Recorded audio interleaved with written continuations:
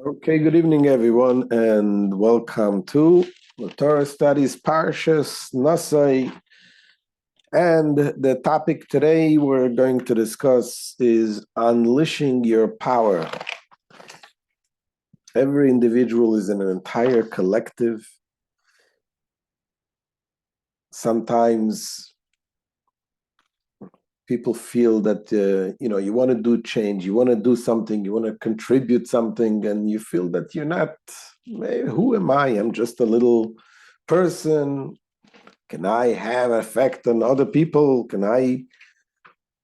So when we're talking about changes to affect changes on ourselves, even on ourselves also, we're trying to transform and to change and to say, and it's not easy. And the main problem is because of we don't feel that we are capable. We don't feel that we are able, that we are sophisticated, that we have this ability to change and to influence other people. And what we are going to learn today, a very powerful lesson, empowering lesson from the story of the tribes that brought the offerings that we read in today's Parsha, the 12 tribes bringing the offerings in the temple, in the desert, when they first inaugurated the Mishkan, the tabernacle, the portable temple that we had in the desert. And particularly what happened with the tribe of Ephraim that brought their offering on the day of Shabbat. So this was during the time in the desert, when they built the temple. It started on Sunday, the first day of Nisan. On the first day of Nisan, finally they built the temples, and the tribes, the leaders of the tribes, they brought a special offering. They brought together an offering, and then individually they brought also an offering. Let's see inside what the Torah says.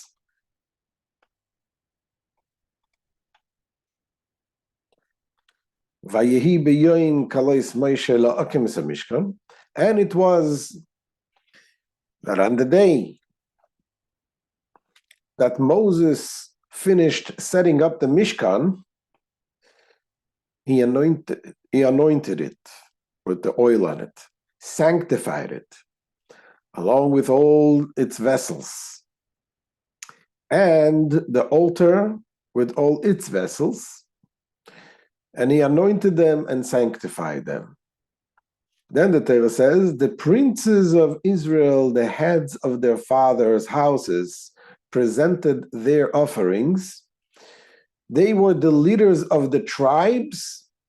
They were the ones who would be present during the head count. As you remember we discussed it 2 weeks ago. They were the ones that were present when they counted the Jewish people, the leaders of the tribes. What was their offering? Together they brought their offering before God, 6 covered wagons and 12 oxen, a wagon for every 2 chieftains, and an ox for each one. They presented them in front of the Mishkan, front of the temple. So those wagons and the oxen was very useful when they needed to move from place to place in the desert. The tabernacle was a portable temple, so they had to take it apart, and the Levites would carry the Mishkan on the wagons, and they brought together 6, joined together, not because they were cheap. They could have bring each one a wagon by themselves, but they brought exactly the amount of wagon that is needed to carry the Mishkan. because God does not create anything in vain. So if you have one wagon, if the Mishkan could fit in 6 wagons, there's no point in bringing 12 wagons. In any case, in addition to this offering, they also brought an individual offering. Every prince of a tribe, they brought the individual offerings that they would offer on the temple, as the Torah says, goes in particular. They lists each and every one particularly. Although all 12 brought the exact same thing, the Torah lists each and every one particularly. Hashem said to Moshe, I want each and every one to bring on their own day. So Yehuda was the one who brought on the first day. The first day was, like we said, the first day of Nisan, which, and that year was on a Sunday. So Sunday, the first day of Nisan, was the tribe of Yehuda. And then on, every day, another leader of another tribe. And on the 7th day, the 7th day of Nisan, was the leader of the tribe of Ephraim. As we see in the Torah, Bayayim Mashvi Nasi Levnei Ephraim, Elishama ben Amiyud. On the 7th day, the prince of Ephraim, Elishama ben Amiyud, brought his offering. And the question right away rises, how could you bring an offering on Shabbat? Shabbos, the Jews were already commanded to keep Shabbos. Shabbos, there are many laws, many things you cannot do. You cannot slaughter, you cannot burn on fire. All of these offerings require those things. How could you bring on Shabbos? Is it permissible to bring an offering on Shabbos? And the answer is that sometimes, depends what type of offering. Because the Torah said, the same Torah that says that on Shabbos you cannot violate the Shabbos, you have to keep the laws of Shabbos, the same Torah says that on Shabbos there are certain offerings, the public offering mainly, that is permissible to bring on Shabbos. So, because offerings to the temple, there are public offerings, and then there is private offerings. Public offerings is like, for example, the daily tamid, the regular offering, the daily offering that is brought on behalf of the entire Jewish people. Then there are private offerings.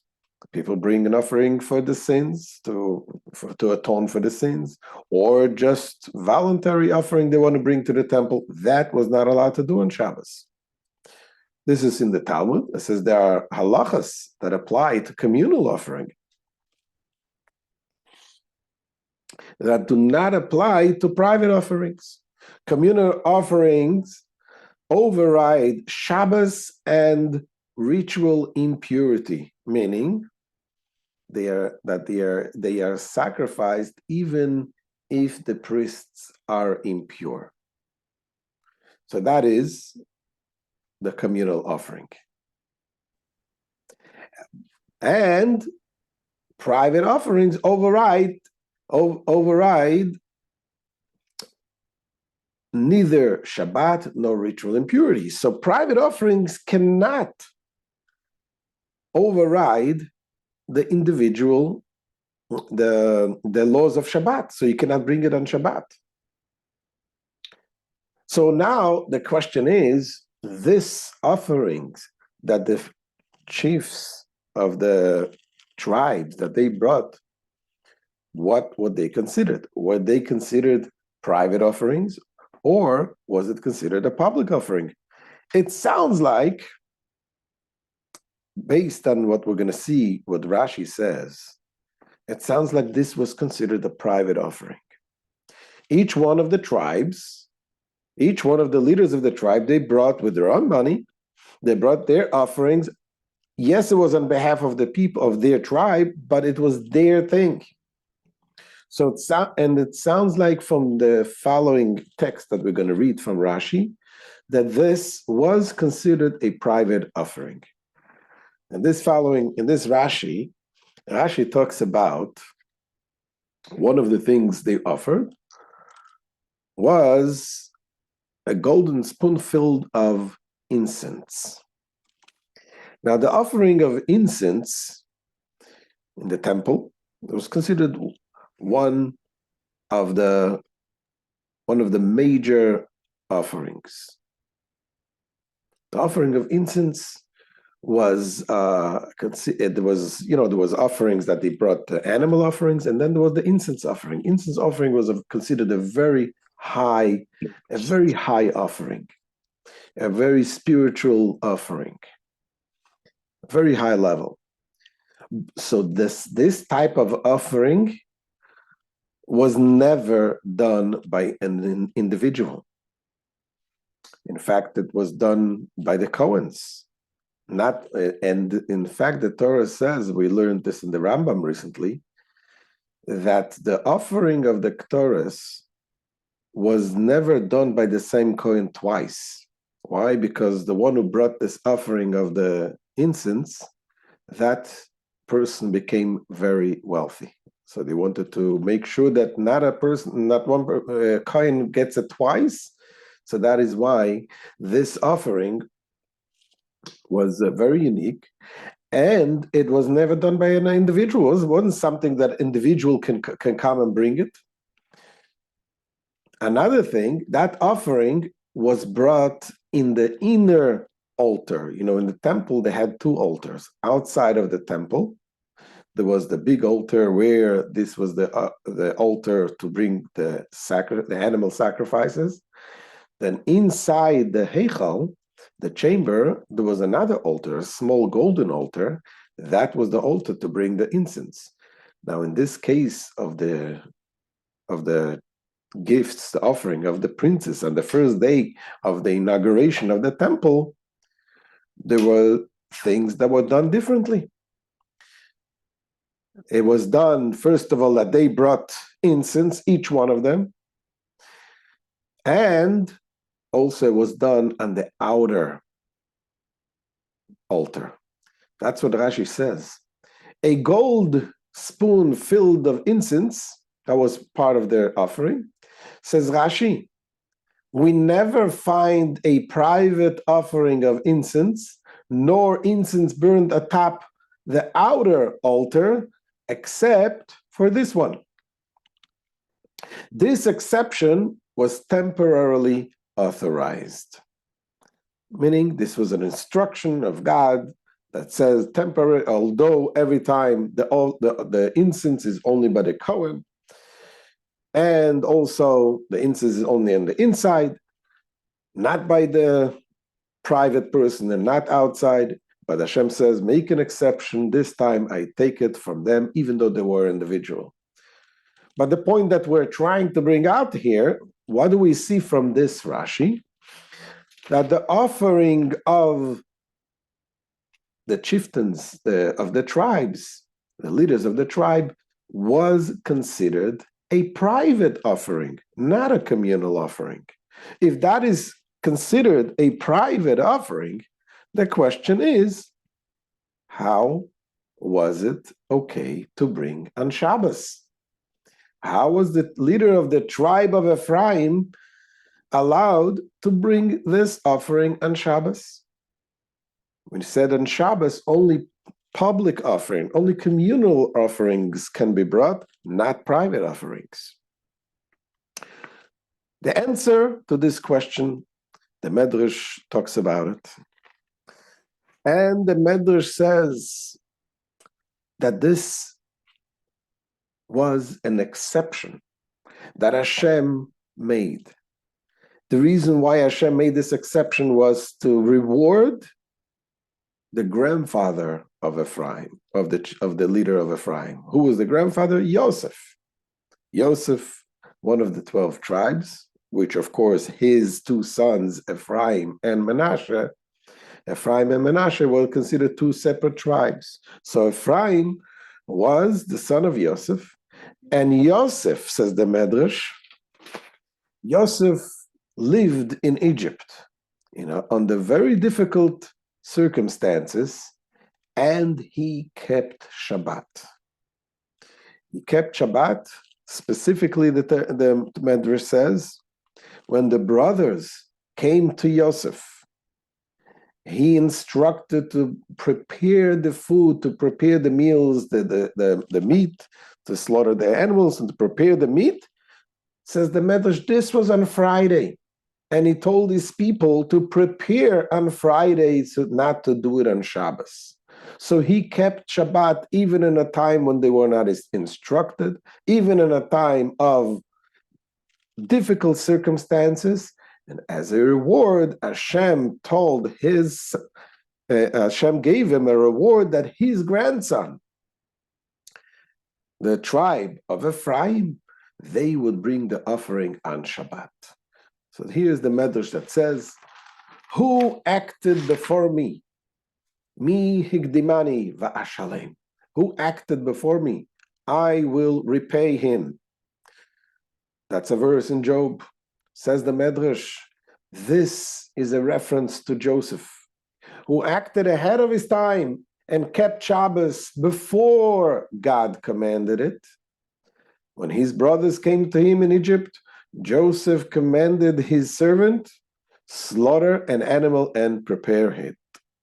Rabbi Yochanan said, it was Friday, and Joseph prepared it for Shabbat.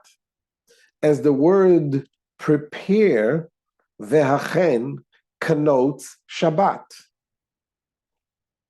As in, on the sixth day, they will prepare. It says in the Torah later on about Moshe Rabbeinu instructing the Jewish people for the manna, that the sixth day they shall prepare for Shabbat. So the Medrash takes these two words that are similar words, the concept of preparation, and he says that the same thing, Joseph prepared on Friday for Shabbat.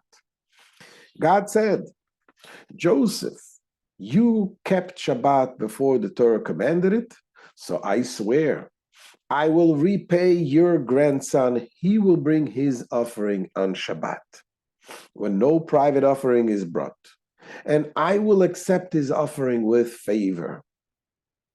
This is a case of who acted before me, I will repay him. And where did God keep this promise? Thus it says, on the seventh day, the prince of Ephraim.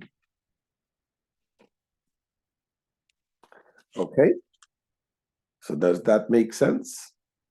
Sounds like we have an answer. But the question is, it's not really an answer. Why not? We're talking about Shabbat. Yosef is the one who kept Shabbat.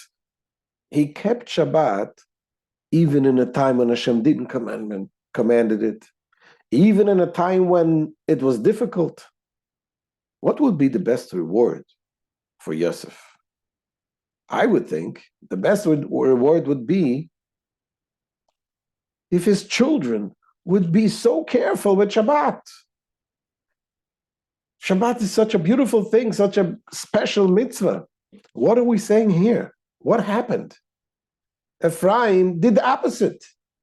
He did something which is forbidden on Shabbat. And they say, okay, Hashem accepted it. And fine, I understand that. Hashem accepted it. And he said, okay, it's willingly, it's okay that he did. But is this really a reward for keeping Shabbat? You reward him keeping Shabbat by his grandson violating it? It's not violating because Hashem accepted it. But it sounds like a better reward would be, a reward would be something that the children and the grandchildren keep Shabbat forever. And this is what this question will really lead us to understanding what is leadership and how we are able to find ways to overcome our challenges and specifically overcome our feeling of inadequacy, that we are not adequate enough to be a leader, as we shall see.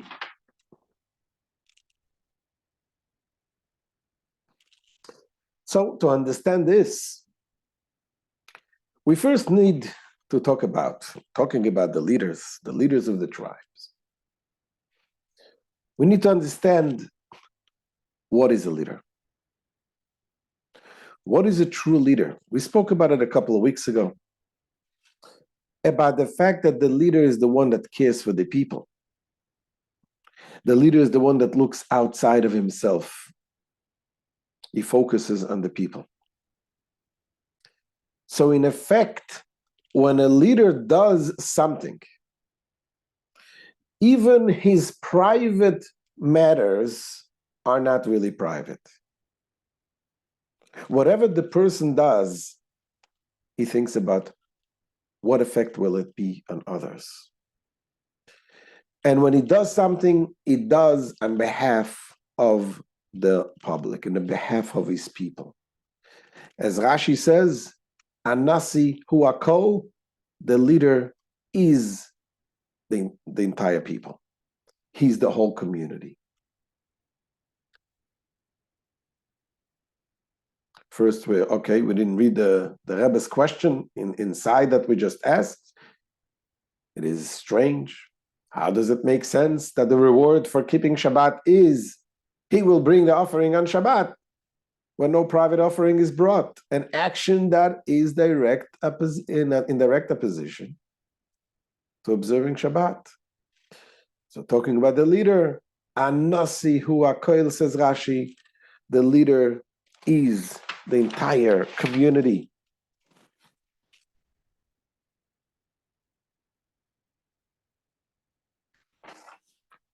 So this explains why they brought the offerings and why it was okay for them to bring it on Shabbat.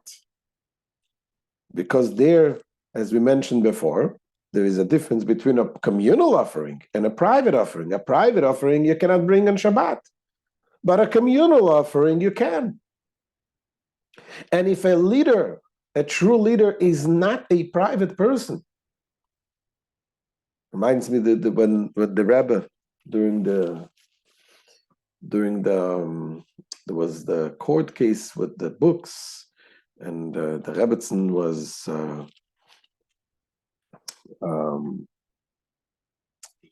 interviewed by the lawyers. What's the term? And the lawyers from both sides, and they asked her who does the books belong to the Rebbe or to the people? The position. Thank you, Freddie. Thank you, Shlomo. Yeah, she had the position, and they asked the Rebbetzin, who does the book belong to? And the answer she gave, and the Rebbe quoted her many times, it says that what she said, that the Rebbe and the books belong to the Hasidim, belong to the people. That's an unbelievable thought. A leader is one who thinks of himself not as an individual. And that explains why the leaders were allowed to bring it on Shabbat. Says the Rebbe,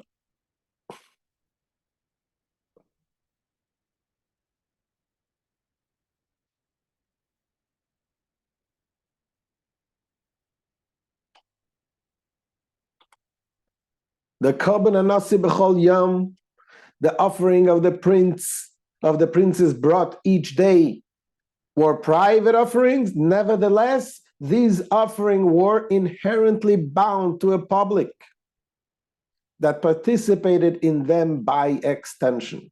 So much so that we can say the Nasi is the whole community. Anasi hu hakol. And that's why it's possible that these offerings would have overwritten Shabbat, even if God had not made a special exception. After all, even the Nasi's private offerings could be deemed sufficiently communal so as to override the laws of Shabbat. But the question then is, what was unique about the leader of Ephraim?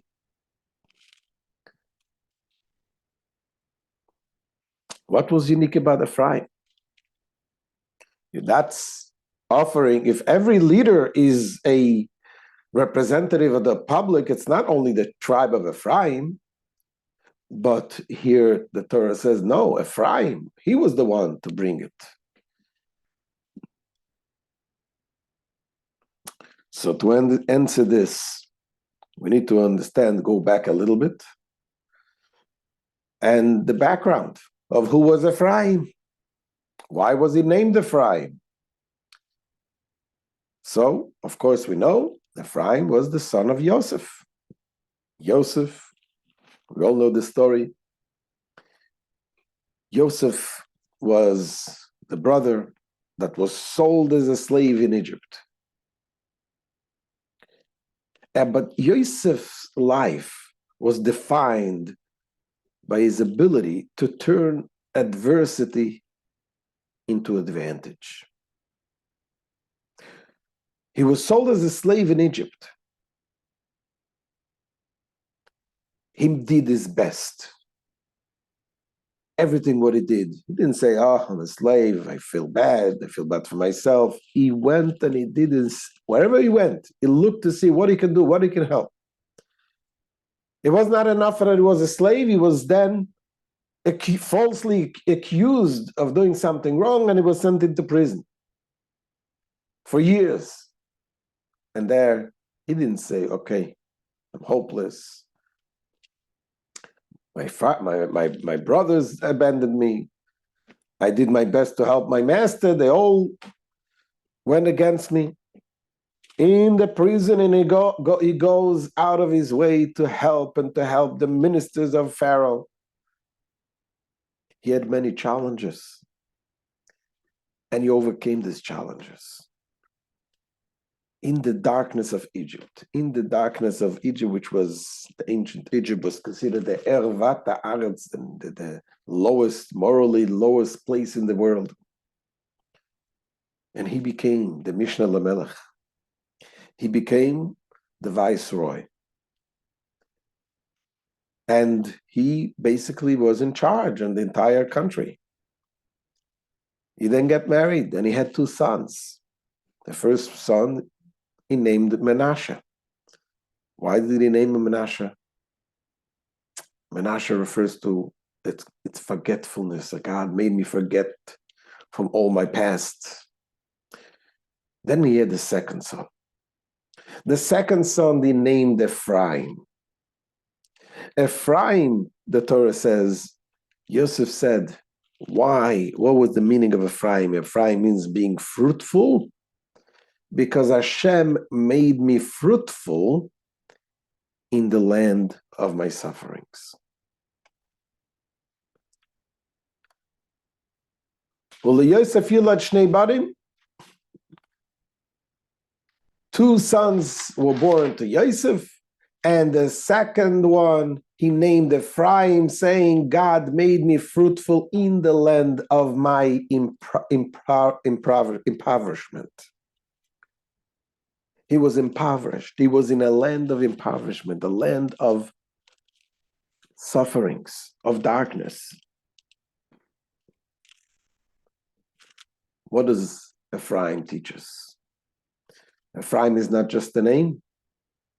Ephraim teaches us that when you come in a time of darkness, you can take the challenges and make sure to transform, not to run away from the challenges, not to seclude yourself and say, I want to find another place, a safe zone, a safe place. No, facing the challenges, taking responsibility, and transforming, using the challenges in a positive way. Says the Rebbe, Ephraim's life mission is in a land of impoverishment. In the darkness of exile, he is a darkness so intense. He no longer readily remembers his father's home. Remember Menashe? Menashe is about forgetting. He doesn't remember so much his father's home. But there he works to enlighten the darkness of exile with spiritual light. This work brings him spiritual growth and advantage, to the point where he can say, God made me fruitful, especially in the land of my impoverishment. Ifrani Elokim be'eretz ani. God made me fruitful, especially in the land of impoverishment. So this Ephraim's approach. Ephraim's approach, not to run away from darkness, not to run away from spiritual poverty, but on the contrary, to confront it, to struggle, and to uplift yourself, and to see what this can do to you to help to spread the light in the darkness. Because there is a concept that says, Yitron Aor Metoch Achoshech.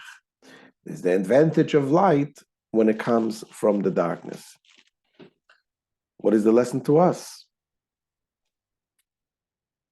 Obviously, we don't have to look far to see how impoverished we are. This is the Ephraim approach, not to run away from darkness and spiritual poverty, but to rather work with this source of struggle and to uplift it with spiritual light. Says the Rebbe, nowadays, we don't need to seek out poverty.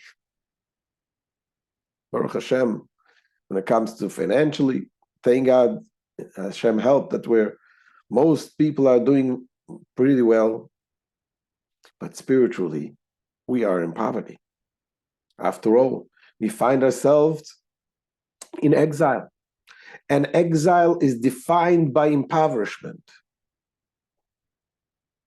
More specifically, as our sages say, En ani ela bedeya. This is the Talmud says, poverty is a state of mind. I'm not sure if that is the exact translation. The meaning, what does it mean? Ein ani ela bedeya. The poverty is in knowledge. Meaning, our knowledge. What is knowledge? Knowledge, if you learn in the Tanya, knowledge is there's wisdom, understanding, and knowledge. Knowledge means connecting to the deeper understanding. And a person who does not have that, that's poverty. Poverty in knowledge. Poverty in the ability to connect to something higher, something more intellectual, something more spiritual. This is poverty. Indeed, today we lack the aptitude to know the God of our Father and serve Him with a full heart. That's what we learn in Shar Yichud Ve'emunah these days, talking about understanding, perceiving the understanding of what is Hashem, what is our reality. Da'at Elokei Avicha. It is an instruction. We should know God, the God of our fathers. If we know God, then we're able to serve Him. And this we have a lack of. We live in poverty in that sense. This is the Das von Eden. This is the Jewish people's natural wisdom. This is our knowledge, our connecting.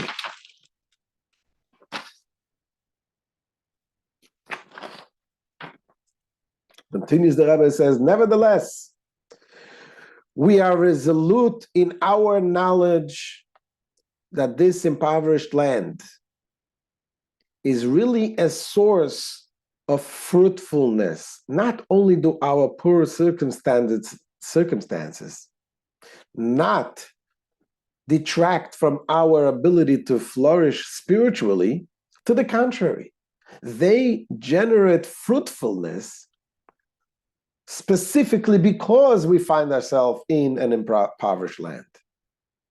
We can create a greater light than that emerges from darkness. The light that we create from darkness is a greater light. Simply speaking, this means, says the Rebbe, when we refuse to be affected, to be moved by the impoverished land, nicht nispal werden in Yiddish, not to be affected, not to be negatively affected from the impoverished land. When we refuse to be negatively affected by this, we find ourselves in, be it in the land of Egypt or our own exile, standing up to the challenge it presents, contributes to our growth, and yields spiritual fruit.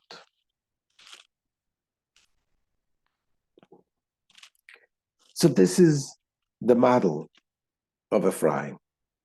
That model of Ephraim, not to be afraid of the challenges, to realize that when we find ourselves in challenges, that means that we have the ability to overcome these challenges.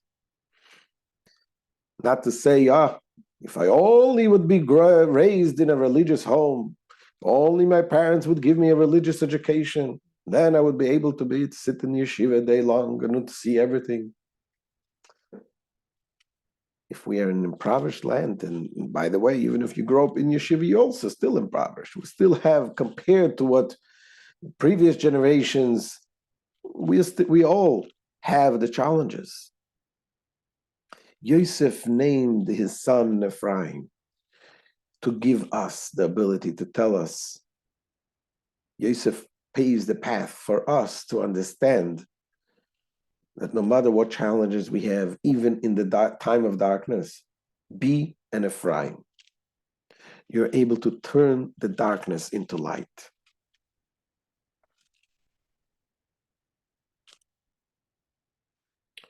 Yosef was responsible to govern and all of ancient Egypt.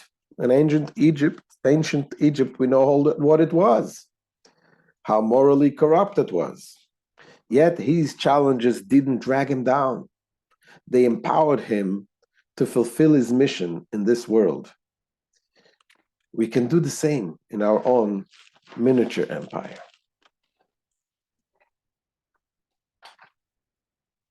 But the question is how? How do we do it? How do we take the challenge and to, instead of not letting this drag us down, but in the contrary, how do we do it? And the answer is to learn from Yosef. To learn from Yosef's attitude. His attitude was that I'm not a private person. If I am here, there is a reason why I am here. And if I can do something, I will do something. If I can have influence and help my fellow inmates in prison, when they had bad dreams and they are suffering, I can help them, I'll do this. This is the attitude when you look at yourself, not as a random creature that was created and were dropped in this planet at one point in a random way.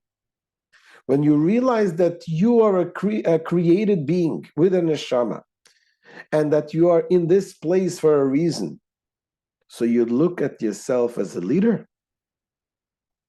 then you are able to take the challenges that you have, and those challenges will not only uplift you, but bring the light around you as well. Says the Rebbe, when we realize that every action we undertake impacts the whole, it makes us realize that we cannot afford to defer positive action on account of the difficulties it presents. We cease even to account for the difficulties.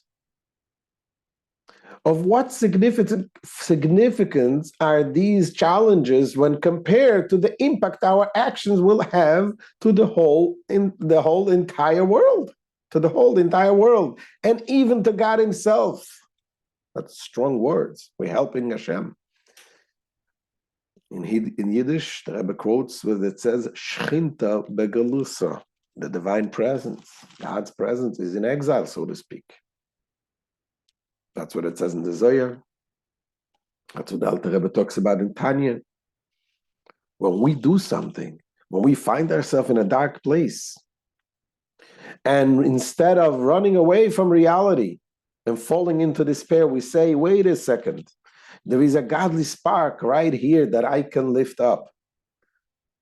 You're lifting up the spark, you're lifting up yourself, you're lifting up the surrounding, and you're lifting up Hashem's God's spark as well.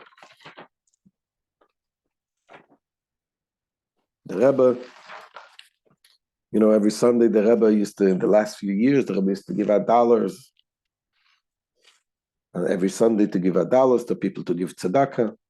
They would stand in his 90s for hours and hours and hours. I told many times the story. There was once a lady, an elderly lady, came to the Rebbe. She was standing for an hour in line. And she says to the Rebbe, I'm standing here an hour. And I can't. How do you stand for hours and hours and give out the dollars? And the Rebbe told her, when you count diamonds, you don't get tired. When you realize that the effect that you are, when you realize the mission that you have, it's so much bigger than yourself. So what are these difficulties? How are these important? That when you realize the effect that you can have on others, that's the lesson we learn from Yosef.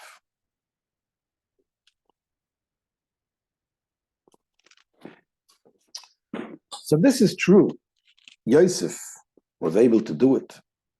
Yosef was able to see,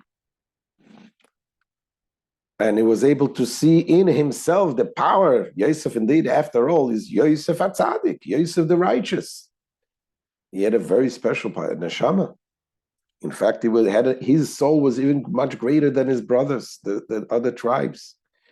They couldn't handle dealing with such darkness. He had such a neshama that was able to deal with the darkness. But the question, we are not Yosef. We're just Joe Schmo. Are we able to do we have the power? Says the Rebbe, yes, indeed. Every Yid has a neshama. Alter Rebbe says in Tanya that there is a godly soul that is chilek elokah mimal mamish. It is a godly soul that is part of Hashem. And the Baal Shem Tov teaches us that an essence cannot be divided. The essence of God, if the essence of God is in you, if you have a tiny little bit of the essence, you have the entire essence. Inside the neshama of every Yid, there is this power to overcome the challenges. Says the Rebbe, we all know the truth about ourselves. We are far from the ideal of a leader who contains the whole. Nasi Akal, this is something we say about the leaders. But we are not a Nasim. Nevertheless, as the Rebbe, we contain a literal piece of God above. So in as much as the Baal Shem Tov taught, when you grasp a piece of God's essence, you grasp all of Him. We have access to the entire essence inherently. This then means that the ideal typified by the leader is the whole is relevant to us.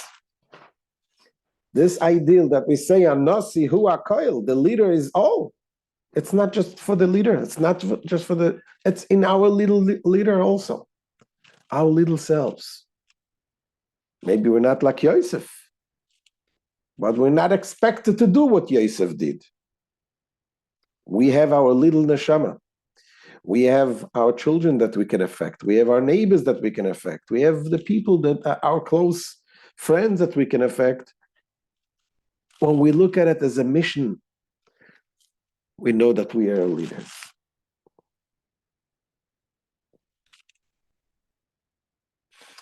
This is the lesson, said the Rebbe, we can take from the offerings brought by the leader of the tribe of Ephraim.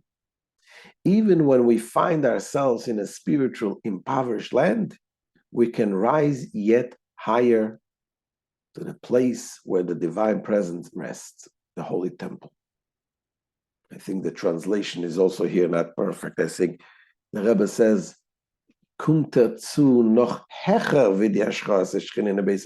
it comes even higher than the divine presence in the temple. What does that mean?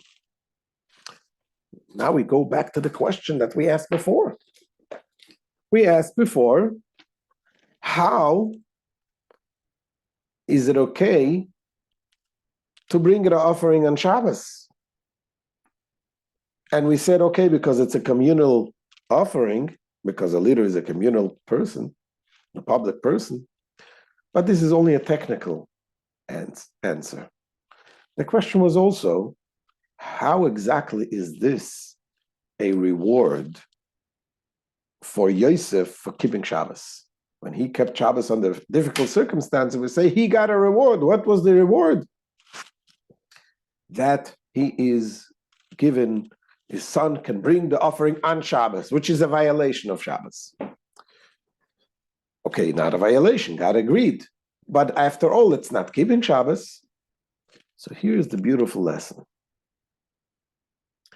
On Shabbos, when we say Shabbos, you can bring the offering, it is not obviously not a violation because God agrees. But not only that, not only is it not a violation, it is an enhancement of Shabbos. When Hashem says to bring an offering on Shabbos, it brings the enhancement of the keeping of Shabbos. For example, like the law about life. When you have a woman that has to give birth on Shabbos, any life-threatening situation, it overrides the Shabbos. Are you violating the Shabbos? The Orach Chaim HaKodesh says, no, you're not violating. That is called keeping Shabbos, because that's what Shabbos is all about. You're bringing another neshama to make it. So by doing things, helping a Jew to live longer or to bring another child to the world is helping the Shabbos. Then the same thing is also when you have a situation that otherwise, under normal circumstances, that could not be done on Shabbos. And here comes Ephraim and says, I will bring this offering on Shabbat. And Hashem says, yes, that contributes and enhances the Shabbat, something that wouldn't be done otherwise. And this is a result of not just the regular leader of a tribe. It is a result of the leadership of Yosef and Ephraim that is indicated in the name Ephraim.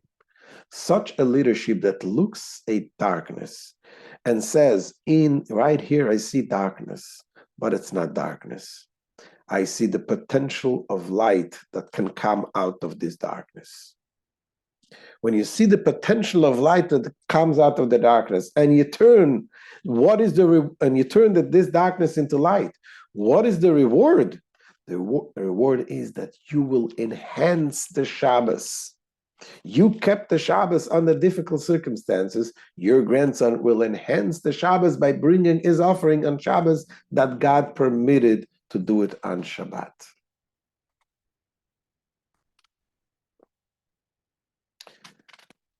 Says the Rebbe, Ephraim's prince, in particular, was chosen to bring his offering on Shabbat because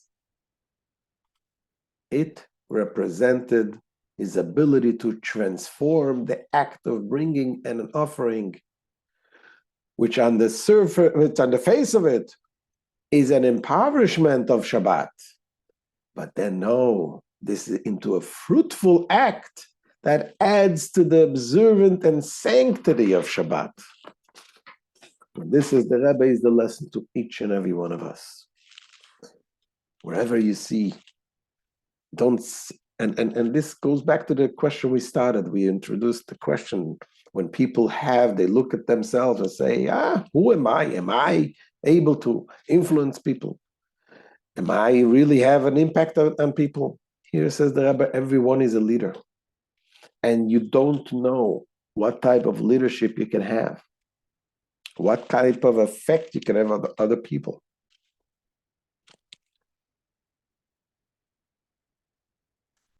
View people around us as partners in our growth. They too have spiritual soul that yearn to see positive changes.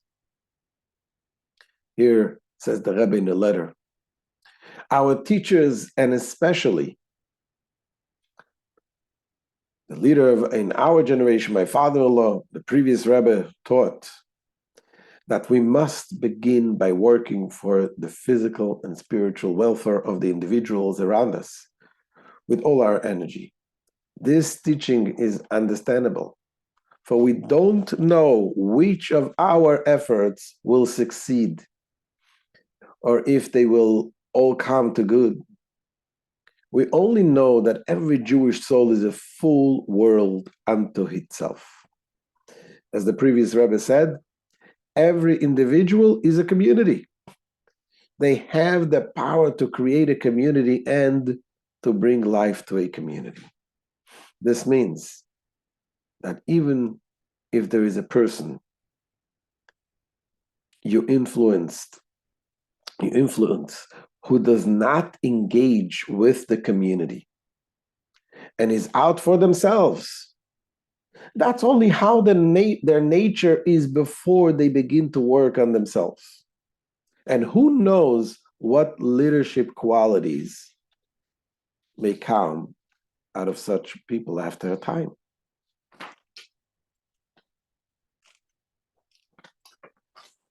There is a story that I want to finish with this Rabbi David Lapine. He is from South Africa.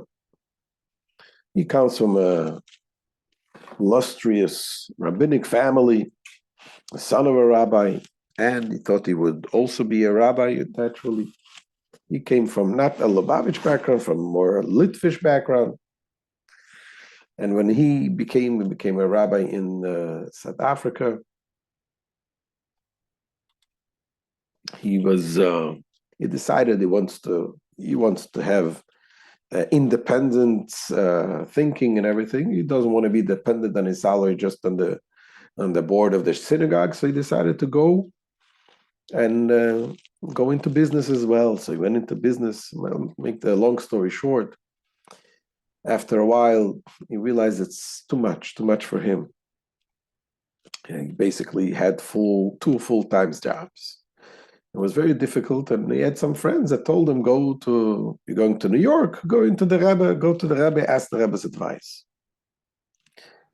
And he came in 1976, he came to the Rebbe and told the Rebbe the dilemma that he has. He thought maybe he should quit his job, should focus more on leading the community. And the Rebbe told him no. The Rebbe told him to keep both jobs. The Rebbe explained that there are certain people that he can approach, that he can have influence only because he's in business. And these people, he will not be able to affect them otherwise. But him being him not being a chassid, he felt it was he was disappointed with the answer. He didn't feel he could do it. And he told the Rebbe that it's impossible. It's just not realistic. So the Rebbe told him, I'll tell you what your difficulty is. You think that human interaction is like a chemical reaction, but it's not. In a chemical reaction, it says there are two elements that interact with each other, and they result in a third compound. But people aren't chemicals, says the Rebbe. When people interact, the result is a nuclear reaction. A nuclear reaction occurs at the core, and then it radiates in a spherical rather than a linear way. It says when you have when you touch someone deep in his core, it affects not only that individual. There's the nuclear reaction that affects multiple people. He says that really changed his life. So that every time he went, it changed his way of looking at life. Every time he went, he spoke to 50 people. He was thinking the Rebbe's words. He's talking out to 50 people. These 50 people may affect other 50 people or more. The ripple effect that this can have, the impact that this can have. So he continued this, and he says this was a lesson that he always remembered. And that's what the Rebbe is telling us. The Rebbe is telling us, don't ever underestimate your power. Everyone has ability to influence other people, to influence yourself, but focus on what is the greater mission. We are here for a purpose. We're influencing other people, and sometimes you're saying one word and someone listens to what you're saying and may not be affected, may not be changed, but then one day you will wake up and remember what you said. So doing this, B'ezrat Hashem, we shall be zeicha, each one of us, to continue and see our leadership quality, and this should bring us the leadership of the Rebbe, should lead us all out of exile and bring us to Yerushalayim.